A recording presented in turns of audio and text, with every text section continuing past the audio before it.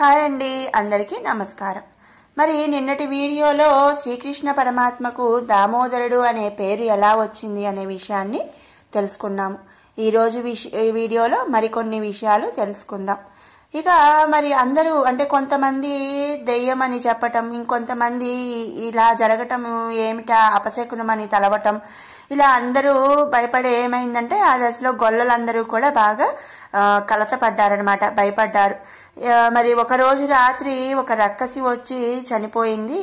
తర్వాత రోజు ఒక బండ ముక్క చెక్కలైపోయింది. మరి ఈ రోజైతే ఒక పెద్ద 2 జంట మద్ది చెట్లు విరిగి పడిపోయాయి. ఇదంతా కూడా భయంకరంగా ఉంది అని వాళ్ళందరూ కూడా ఆలోచించి అక్కడి నుంచి వేరొక చోటికి వెళ్ళాలి అని ఆలోచించారనమాట. అలాగే పశువులకు గరిక నీరు పలచగా ఉంది అంటే పలచగా అంటే ఏంటి అంటే తక్కువగా ఉన్నాయి అని. మరి అవి వాడిపోతే మన బతుకులు కూడా వాడిపోతాయి. మరి ఇక్కడ ఏంటంటే అవి వాడిపోతే అంటే గరిక వాడిపోతే అని కాదండి. ఇప్పుడు మరి పశువులు పాలు ఇస్తాయి, మనం తినటానికి తిండి కానీ అవి అన్నీ ఉంటాయి కదా, నీరు వల్లనే కదా పంటలు పండేది. ఆ రెండు అయిపోతే గనక మరి మనం తినే తిండికి కానీ పాలు ఇవన్నీ కూడా మనకి దొరకవు. కాబట్టి మన బతుకులు కూడా వాడిపోతాయి, అంటే మనం ఇదైపోతామని చెప్పి ఇక్కడ అర్థం అన్నమాట. మరి కనుక ఈ దురావస్థను తప్పించుకోవాలి అని చెప్పి ఏం చేయాలా అని చెప్పి ఆలోచించారు. ఇక ఆలోచించి వాళ్ళు ఏం చేశారంటే క్షేమంకరమైన చోటికి ఎక్కడికైనా వెళ్ళిపోదాము అని ఒక నిర్ణయానికైతే వచ్చారు. మరి అలా ఎక్కడికి వెళ్ళాలి, మరి ఇప్పుడు ఉన్న పళంగా ఒక ఊరంతా కూడా వేరే చోటికి వెళ్ళాలి అంటే మాటలు కాదు కదా.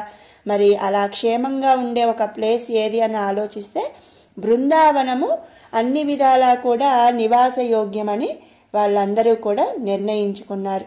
ఆ రాత్రి వరకు ఉండి తర్వాత రోజు వేకుజామునే లేచి ఏంటంటే తినడానికి తిండి కానీ మరి పాలకుండలు, వెన్న గిన్నెలు, నేతి బుంగలు, కావళ్ళు అన్నీ నింపుకొని ఇక లేగలతో మరి ఆవులతో లేగలతో వాళ్ళు ఏం చేశారంటే చక్కగా నడుస్తూ ఆటలాడుకుంటూ పాటలు పాడుకుంటూ నడిచి బృందావనానికి వెళ్ళి చేరుకున్నారంట.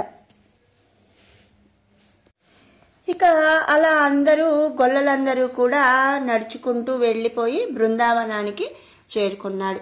ఇక అక్కడ యమునా నదికి దగ్గరగా నివాసాలనేవి ఏర్పరచుకున్నారంట. అలాగే గోశాలలు కూడా నిర్మించారు. మరి పచ్చగరిక ఎక్కువగా ఉన్న చోట ఆవులను మేపుతూ యమునా నదిలో నీళ్లు త్రాగిస్తూ మరి శాలలో కట్టి పచ్చగడ్డి వేస్తూ ఆ ఆవులన్నిటినీ కూడా కాపాడుకుంటూ ఉన్నారంట. ముచ్చటగా చక్కగా ఆడుకుంటూ పాడుకుంటూ ఆనందంగా ఆ బృందావనంలో ఈ గొల్లలందరూ కూడా గడుపుతున్నారు. ఇక బలరామకృష్ణులు ఇద్దరూ కూడా గొల్ల పిల్లవాళ్లతో కలిసి గోవులను దూడలను కాస్తూ ఉన్నారంట. రకరకాల ఆటలు పాటలు అలాగే బంతుల ఆటలతో బృందావనంలో ఆనందంగా ఉండసాగారు. అలా ఉండగా వర్షాకాలం వచ్చిందంట. ఆ కాలంలో యమున ఉవ్వెత్తుగా పొంగసాగింది. ఇక ప్రకృతి ప్రశాంతమైంది. క్రమంగా వాన వెలిసిపోయింది. ఒకనాడు కృష్ణుడు బలభద్రుని గొల్లపిల్లలను ఆవుల వెంట పంపి కొందరు బాలులతో తాను యమున గట్టుకి చేరి అక్కడ కడిమి చెట్ల నీడలో చక్కగా ఆడుకుంటూ విహరిస్తూ ఉన్నాడు. ఆ సమయంలో కొంచెం దూరంగా యమునలోంచి మంటలు విషపు గాలి పైకి రావడం శ్రీకృష్ణుడు చూశాడు. ఆ మడుగులో కాళీయుడు అనేక విషసర్ప రాజు అని వాని ఆర్భాటం అదంతా అని మరి శ్రీకృష్ణ పరమాత్మ తెలుసుకున్నాడు. ఆ విషపు గాలిచే ఆ ప్రాంతాన ఉన్న చెట్లు తీగలు అన్నీ కూడా మాడిపోయి బొగ్గైపోతున్నాయి. ఆ నీరు తాగిన ప్రాణి ఇక బ్రతుకనేది సున్నా అన్నమాట, అంటే ఇక చనిపోయినట్టే. అది కృష్ణుడు గ్రహించాడు. వీనిని ఇక్కడి నుంచి పంపించాలి అని చెప్పి అనుకున్నాడు. మరి ప్రక్కనున్న చెట్టు ఎక్కి దాని కొమ్మ మించి ఒక్క దూకులో మడుగులోకి దూకి నీరు కలత పెట్టనారంభించాడంట. అంటే నీటిని బాగా కలత పెట్టేశాడంట. అలా ఆ నీటిలోకి దూకి లోపల ఉన్న కాళీయుడిని తో యుద్ధం చేసి కాళీయుడిని ఓడించి ఆ కాళీయుడి పడగ మీద నాట్యం అయితే చేశాడంట.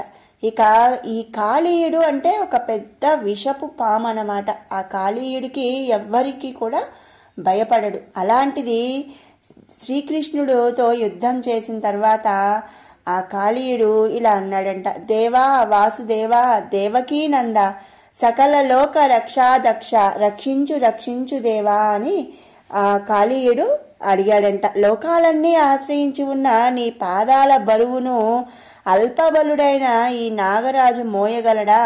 నీవు గజరాజువి, మా మగడు దోమ, మా మనవి మన్నించు, మా మగని తప్పు క్షమించు అని, మాకు పతిభిక్ష అనుగ్రహించు అని దీనస్వరంతో ఆ కాళీయుడి భార్య ప్రార్థించగా కరుణించి కృష్ణుడు కాళీయుని తోకను వదిలాడంట. కిందకి అడుగు వేశాడు.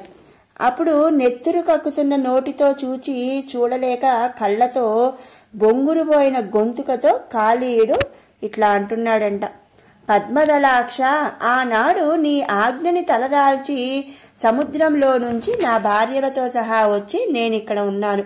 మరి నా వల్ల కలిగిన తప్పేంటి? కాగా మా జాతి పాపజాతి, నన్ను ఆ జాతిలో పుట్టించావు. మరి నేను ఆ జాతి ప్రవృత్తిని అనుసరించి కదా ప్రవర్తించేది. మరి దానివల్ల నా తప్పేమి? సరే, ఏదో అయింది, ఇక నేను ఏమి చెయ్యాలో ఆజ్ఞాపించు అని చెప్పి కాళీయుడు శ్రీకృష్ణ పరమాత్మని అడిగాడంట. అప్పుడు కాళీయుని మాటలకు కరుణించి కృష్ణుడు, నువ్వు ఇక ఇక్కడ ఉండక నీ వారందరినీ కూడా వెంట పెట్టుకొని సముద్రానికే పో. నీ పడగ మీద జొన్నన పాద చిహ్నాలు చూసి గరుడు నిన్ను ఏమీ బాధించడు అని శ్రీకృష్ణుడు కాళీయుడితో చెప్పగానే కాళీయుడు తన వారందరినీ తనతో ఉంచుకొని మడుగు నుంచి బయలుదేరి సముద్రానికి చేరి దానిలో ప్రవేశించాడు. కృష్ణుడు మడుగు నుంచి వెడలి గట్టుకి రాగా గోపికలు గోపకులు పరమానందంతో కరతాళ ధ్వనులు చేస్తూ కౌగిలించుకున్నారు. ఇక యశోదానందులు చేరదీసుకొని శిరస్సు మూర్కొని వీపు నిమిరి ముద్దు పెట్టుకొని ఆనందంగా కౌగిలించుకున్నాడు. అందరూ కూడా చిన్ని కృష్ణుని సాహస కృత్యాన్ని ప్రస్తుతిస్తూ గోకులానికి వెళ్లారంట. మరి విన్నారు కదండి, కాళీయుడి పడగ మీద శ్రీకృష్ణుడు నాట్యం చేయటం, అలాగే కాళీయుడిని ఓడించి మళ్ళీ సముద్రానికి పంపించటం, అలాగే యమునా నదిని మంచిగా చేయటం అనేది తెలుసుకున్నాం కదా. మరి ఆ తర్వాత ఏం జరిగింది అనే విషయాలు రేపటి వీడియోలో తెలుసుకుందాము. ఈ వీడియో మీకు నచ్చినట్టయితే లైక్ చేయండి, షేర్ చేయండి, అలాగే మరిన్ని అప్డేట్స్ కోసం మన ఛానల్ని సబ్స్క్రైబ్ చేసుకోండి. Thanks for watching.